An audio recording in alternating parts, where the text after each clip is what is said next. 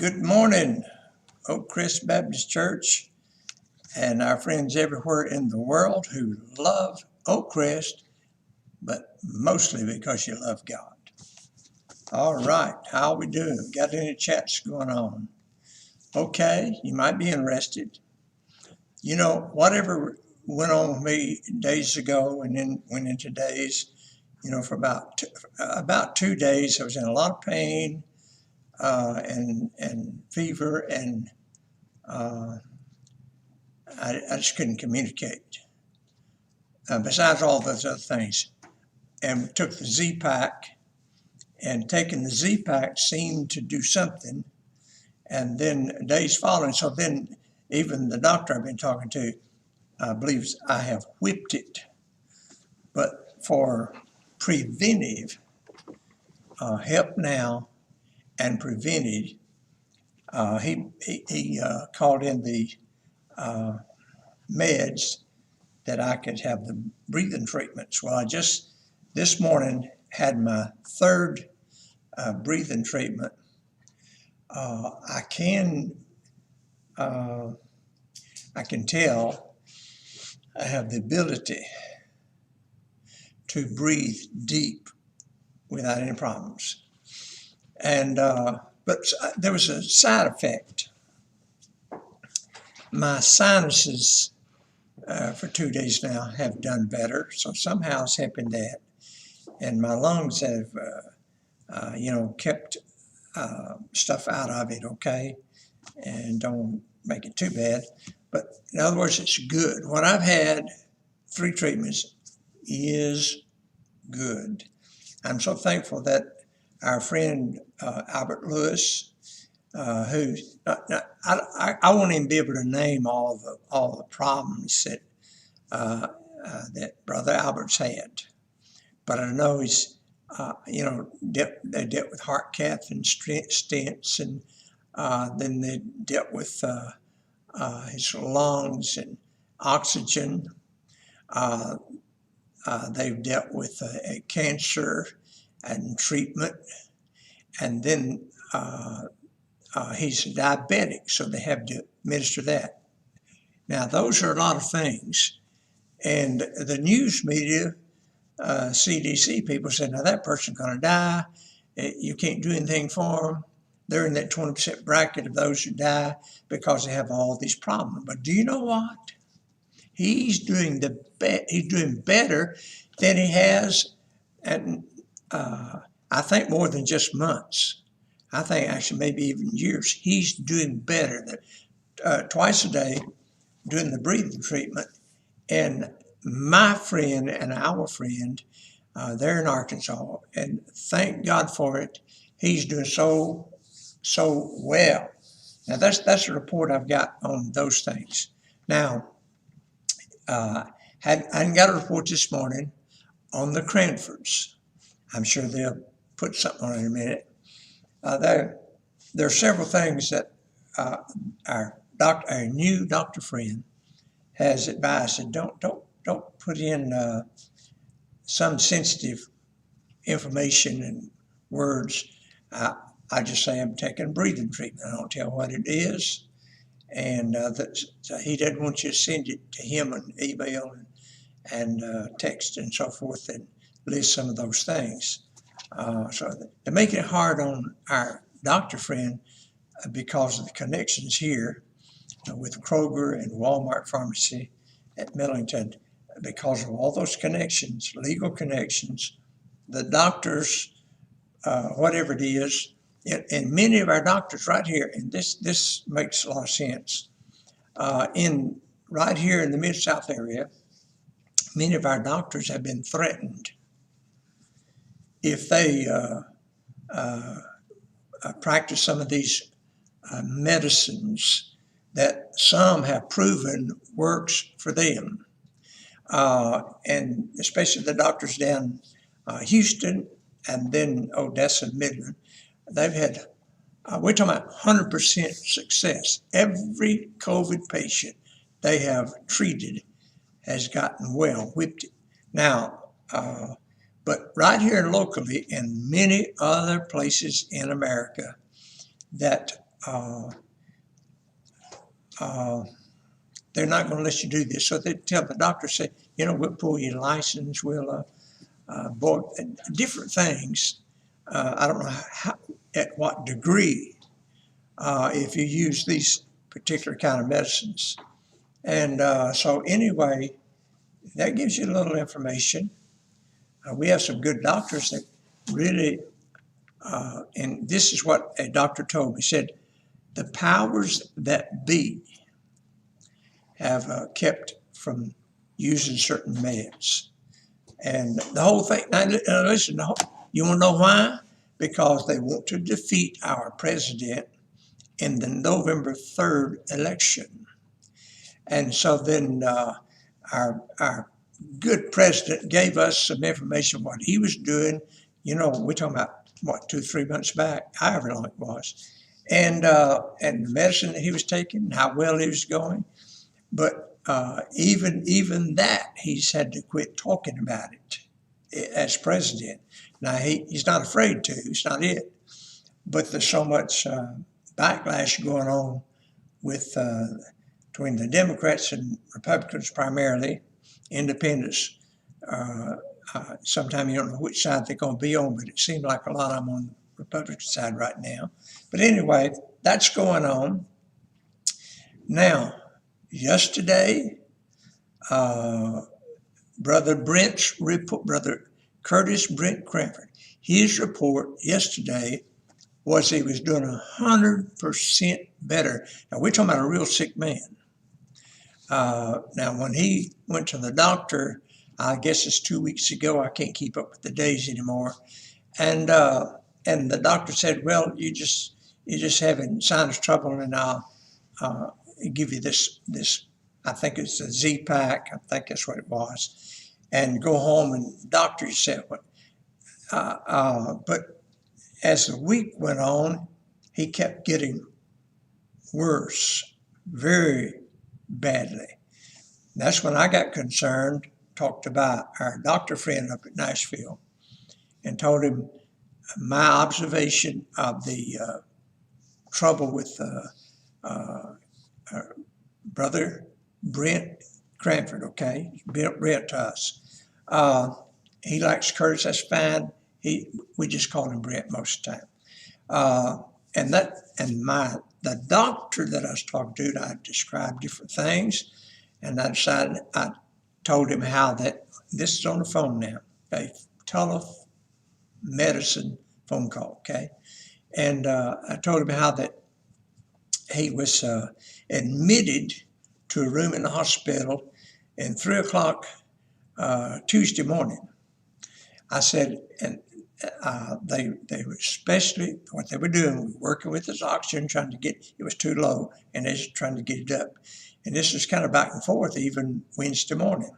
But Wednesday noon, they discharged him, hospital discharged him. And see, these hospitals, many of their things is got their hands tied, okay? So then in the middle of the day on Wednesday, they discharged him. The discharge nurse was going over the thing and sharing with me as he's getting that done. And she said, well, you're accumulating, oh my goodness, what is it? In his upper lobe, pneumonia of one of his lungs. And they sent him home that way. Of course, I'm glad they sent him home, really, because they were not going to help him. I mean, they were not doing anything that would cure him. And then from Wednesday until Thursday, Wednesday and Thursday, and maybe Friday. But anyway, especially one day, Wednesday and Thursday, he got so bad. And I told the doctor, my doctor friend, he said, send his name and then Sister Polly's name.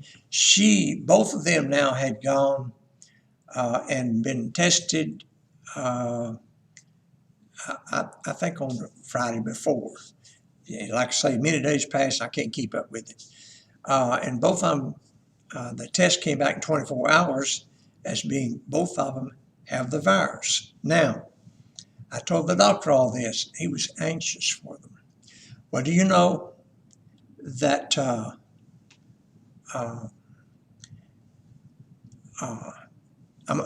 let me say this kindly. Brother Brent was dying. This was killing him. And so the doctor was anxious to talk to them, and he had a telephone call after mine at 3 p.m. That was real good, that they were able to work, but he wanted to. The doctor wanted to, when he heard all the information I gave. And so anyway, he called in for the medicine at Kroger for them, and then Kroger informed them their insurance was doing real good on this, whatever kind of insurance it is. But anyway, the small amount of money they had to pay. But the medicine wasn't in town. They had to put in an order for it, and it'd be here the next day. So Saturday, I think Saturday, like I say, I can't keep up my days, but they had to wait. And in that waiting time, now Sister Polly started getting worse. Now, she had not been worse for a week like Brother Brent had. And, but our doctor friend, boy, he called in that medicine. So they ordered it. Next day they got it. And the very first treatment told them they were going to get better. And after 3 treatments, Sister, I think it was 3, but Sister Polly had texted to us and said that she was 90% better than what she was the morning before when she didn't have the medicines. And then Brother Brent said now he still wasn't able to get up for a while, and he lost his voice and couldn't talk. Okay. But now come on round to yesterday. Yesterday, now the report was that Brother Brent and his deadly situation now, you have to understand, I'm trying to say this for surety, and his opinion and Sister Polly's opinion was 100% better, 100% better. A kind of report that our friend Brother Albert Lewis has gotten. So anyway, these are good things now. Thank God for the meds, for the doctor who was not afraid to prescribe it, and he's living with threats himself. Anyway, Sister Tina said, "Thank you, Uncle Rick and Brother Kenneth, for helping fix Esther's air conditioner and ordering me the part, and it's greatly appreciated. Love you, church." I was told about that only a while ago. So, and the words were, "Did you know that Sister Esther's air conditioner went out yesterday?" I said, "No, I didn't know anything about that." And but when I was told it was a small part, I don't know what you call them, a limiter, starter, whatever. They got different names for these different, but they've installed some back here. So then, thank the Lord that we got professionals testing the air conditioning. That means the compressor's good. They just need that part, which is going to help turn on the compressor, I think. I think that's the part. Now, whatever it is, it's going to get the air conditioning going, okay? Then Sister Rachel says, "I was late to do it yesterday, but I want to thank the Lord for Levi's thumb being okay. It's got back in place, and thank the Lord for every bit of progress on the camper." Now, remember now, yesterday, and this is how things changed. Yesterday, 17th, I think it was 17th yesterday, was their last day. You remember they've been moving things out, everything. They had the house cleaned, a few days back now. A lot of people helped, family helped, and they moved everything. uh, out of the house, and then whatever, and most things out of the shed. And I'm not sure exactly how that turned out. But yesterday was their last day. The bank, not just the bank, but today the electricity. This was the report. Today the electricity will be turned off, and the bank didn't have it, and they was going to give the bank notice that information that there's, and he said neighbors and friends, is how he put it, would like to purchase the house with a certain amount of money, which is way down from what real value would be today with the appraisals, but had a list. You remember now the list of professional people, the roof man, wonderful people now. Wonderful people, they got their great credentials and gave theirs. Then all these other projects and timber work, floors, bathroom, and then ceilings that have been damaged by the weather coming through the roof. Anyway, quite a number of things they got. Each estimate was somebody who is professionally listed. And so this works good for the bank and for us, perhaps. And so anyway, yesterday was their last day. She's talking about the camper. Thank the Lord that like Sister Rachel said, the camper progress is still progressing. Thank the Lord for that. Pictures I've seen have been very good. And then Sister Polly, now listen, it's hers if you hadn't read it. I thank the Lord for feeling better and better every day. Isn't that something? Here it is, Tuesday, I think it's Tuesday, and they had their first treatment noon Saturday, and every day they can tell. I'm going to tell you something. You can tell when your body's getting healed, and they said it's getting better every day. That means breathing is better. Now, something I noticed, perhaps, in doing the breathing treatment, I can breathe deeper than maybe normal. I don't breathe deep every day, but when I was doing it for the breathing treatment, and so I'd say that's helped me. And other things there we talked about. All right, Brother Chandler says, thank the Lord for a wonderful first day of school this semester. It is going to be now this is what's going on. All of it's going to be online for at least a month or two. They're not ready to go back to the classroom, but they do it online. And thank you so much for your prayers. And I might add this thought. When you're at home doing online college work, okay, there's things you'll not have access to that the college does, certain instruments to use, such things. But otherwise, I really like online college work. Now, this is something they've been doing for several years in Alaska when the people are so far away from Anchorage and places like that. And but they have electricity and the internet, and their online schooling is like classroom, where the teacher is doing virtual talking to them and doing their teaching. So to me, that's pretty good.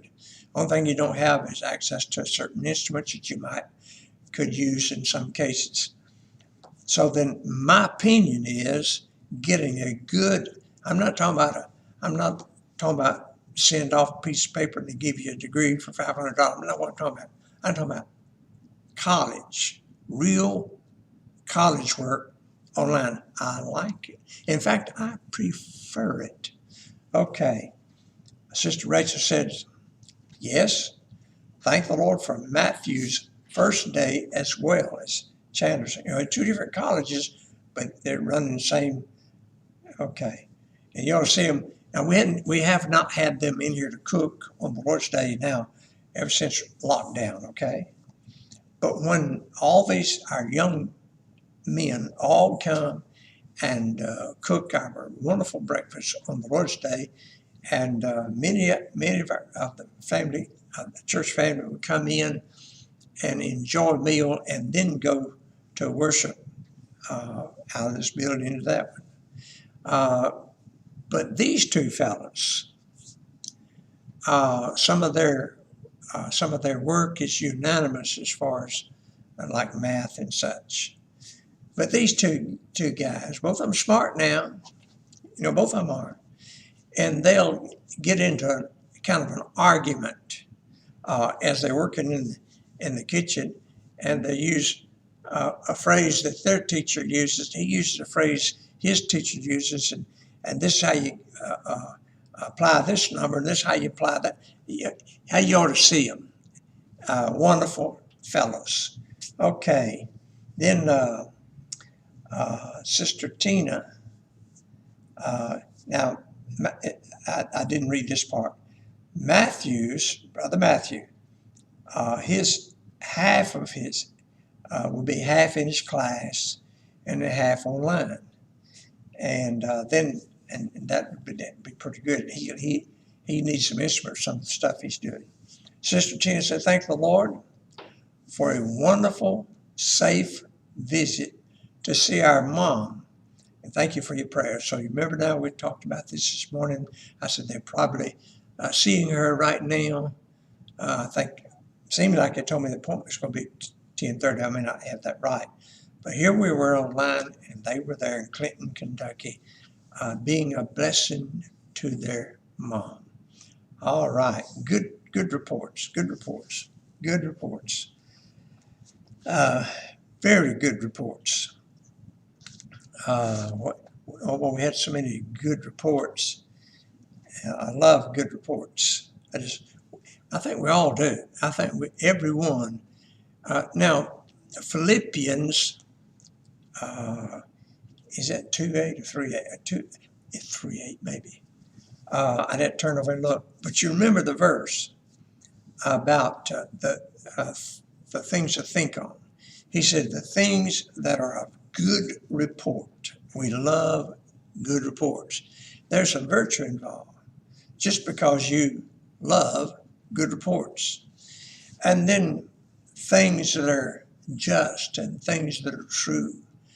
All of these things, he says there, that if you just think on them, oh yes, this will be a blessing to you.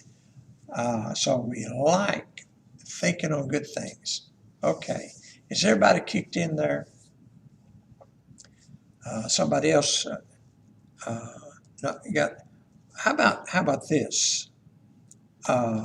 Last night, our time, Brother Noel had the appointment with the seller of the property he's buying, and they did a contract last night. Sent me photos of the contract, and they got it for $8,000 down, with a balance of $8,000 to be paid interest-free payments for 24 months.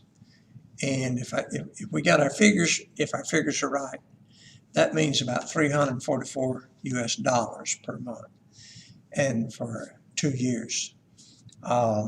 So then Brother Noel, in his message to us, he said, what they do, I think we would call it courthouse.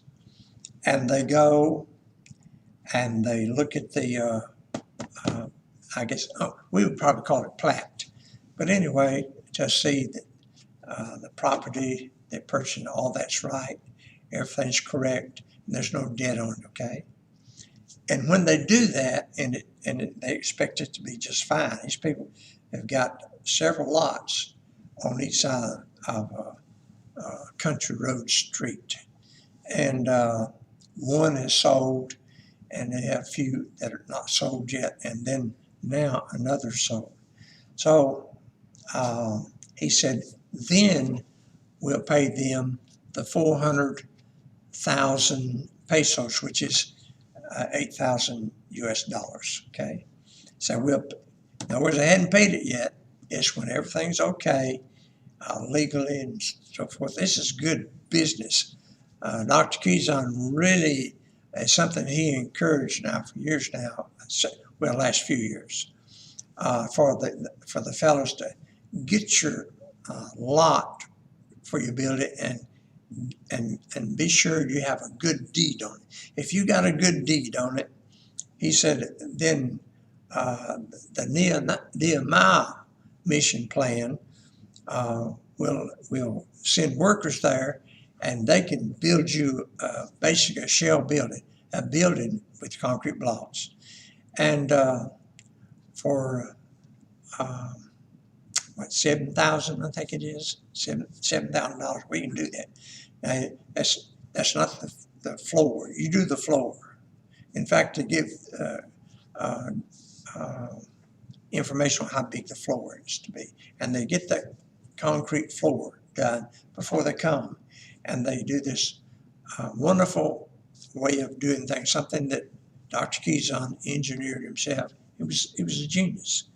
And so then the thing that some fellows got in trouble when they thought they had a piece of ground, thought it was good. There was one, well, out in the mountains anyway. I don't even know what the area you call that. I didn't climb up the bank to look at it, but it was one that Brother Melvin basically built, all the help that he needed and so forth. Well, the way the property then was confiscated by family of the man who donated it, but they didn't have a clear deed, and they lost their building and their lot on top of the mountain there. So Dr. Keyson real get this done. That's what Brother Noel's real good about. And so they'll look the paperwork over, all the legal things, and then pay the 400,000. Get a deed in their hand with payments to be made for 24 months. So thank the Lord for. And now this is the one of the village churches that are one of Lighthouse Christian Baptist Church's mission work. Okay, so thank the Lord for that. Now, if anybody I don't have enough information. I just saw it on paper. But if anybody's interested in buying some land right there to make the property is 400 square meters. To extend it, there's 660 square meters in the next lot.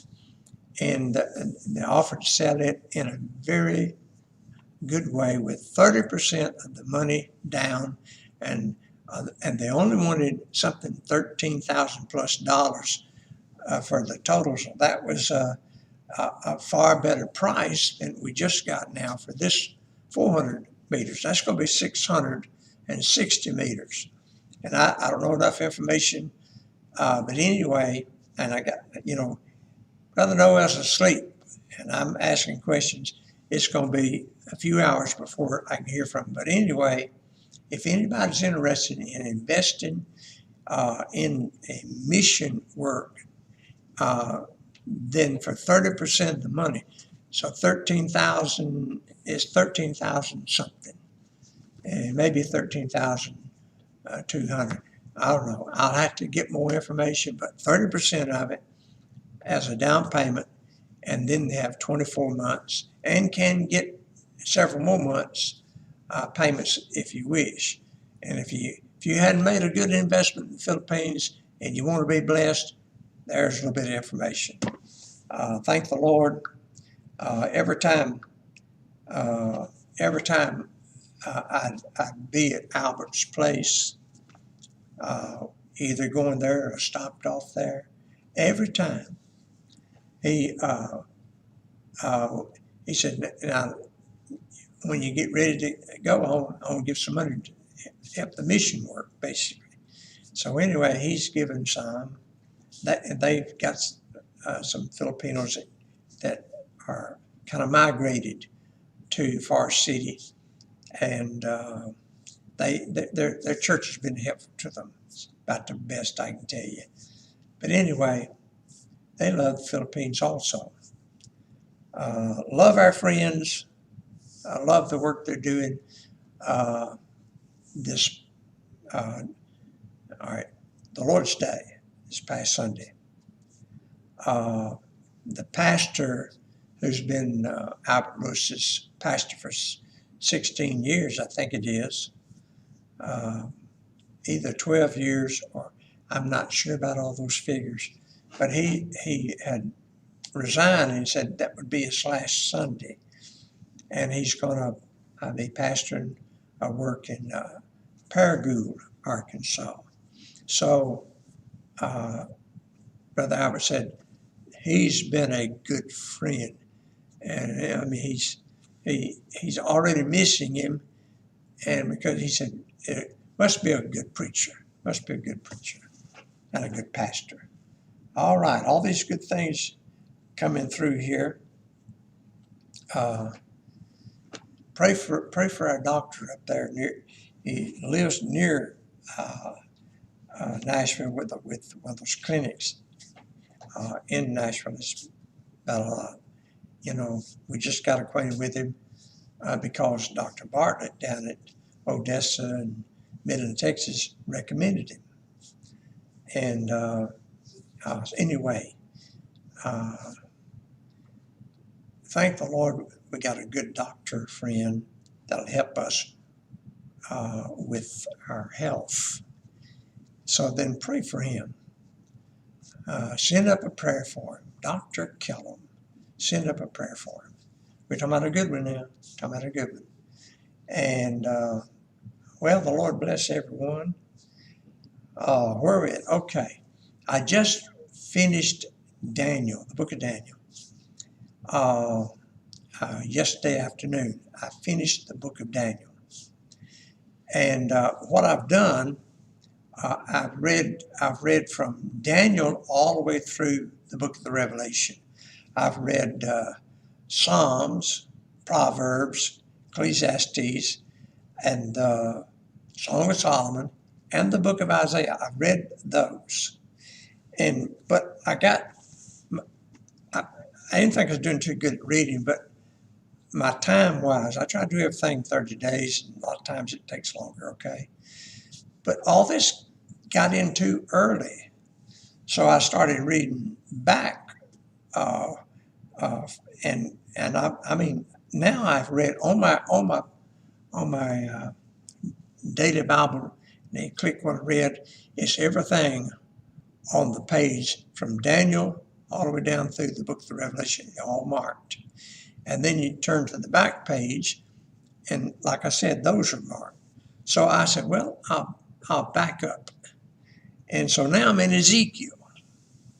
Now, Ezekiel's kind of heavy. He's a lot of things in Ezekiel, and a lot of chapters to read. But Ezekiel was he was carried in the days of Jeconiah, I believe, into Babylon. They had more than one wave of bringing them, going to Jerusalem and defeating and bringing, and so he was in the first wave of that. So he's down at Chebar on the riverbank, and there's some elders with him. He's meditating. I mean, he's of the age that he can spend his time preaching and meditating, writing the Word of God. And so then he's sitting there. Now, this is amazing. He's sitting there with those elders. And immediately he goes into a trance. They can tell he's not there. His body's there, but Ezekiel's not there. And this wonderful cherubs of God's creation and one reaches down. They got four wings. Get a little picture here. Underneath their wing, they've got like a man's hand, and under this wing, then the next two wings they got four wings, four hands. He reaches down, and in the trance, in his vision, they didn't see it, but he did. And reaches down with one of those hands and takes him by the lock of the hair and pulls him out of his body, in a sense, and takes him to Jerusalem. And what a vision, and what a cherub. And I still cannot get straight in my mind about these faces, because it looks like they got more than one face and just turn the head. But I can't get all that straight. But, there's the face of a man, the face of an eagle, face of a lion. What is it, an oxen? Look it up and see if that's right. I've just read the first chapter. But anyway, it is marvelous that we get to time travel with Ezekiel. And there's a lot of things in Ezekiel I may not grasp easily as I read. But even he sees this fire there, and he says it's enfolding. See, fires go out. They move outward. They move up and outward. But this flame was enfolding. I mean, he's describing some things that I still hadn't got a hold of. But then he starts talking about the wheels. And I don't know I can't understand that. But then it's talked about a wheel in the wheel. So you got a wheel, and then you got a smaller wheel inside the wheel. And he sees all these things. My goodness. Oh, I just can't grasp it all, but I enjoy traveling with him. And what a prophet Ezekiel was. And then the Lord tells him to build a little display of a wall and dig a hole in the wall there where he apparently from where he was living. And every day they see him coming out, and he'd be bringing some of his goods, whatever it was, clothing, etc. And he's coming through the hole, and he got down here before this display, and he's got all these items, and then he's got can you see him laying down on the ground looking across here? And passersby, when they get to where Ezekiel, they stop long enough to see what's going on and listen, and they move on. So all the people coming out of town, going to their jobs in the fields and different things, had opportunity to hear the witness and preaching of Ezekiel. And then you remember when